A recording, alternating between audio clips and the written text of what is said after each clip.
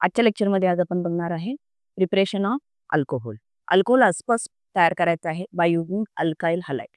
Alkyl halide म्हणजे by using alkyl group methyl ethyl. Halide म्हणजे halogen, chlorine, bromine, iodine etcetera. So first method using aqueous alkali. Aqueous alkali कुठे वापरायची? KOH और NOH, potassium hydroxide और sodium hydroxide. जर आपण alkyl हलाइडची reaction aqueous KOH सोबत केलं तर काय होईल बघा.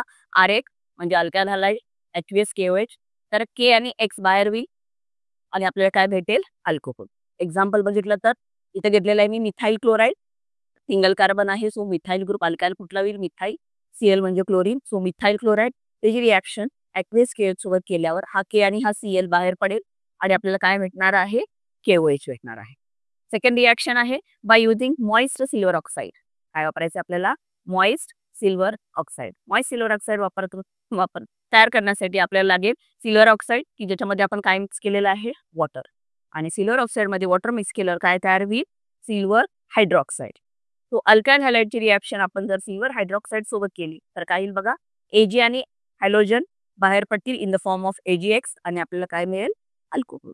फॉर एक्झाम्पल समजा मी मिथाइल क्लोराइड घेतला, त्याची रिॲक्शन मॉइस्ट सिल्वर ऑक्साईड सोबत केली म्हणजे AgOH सोबत केली.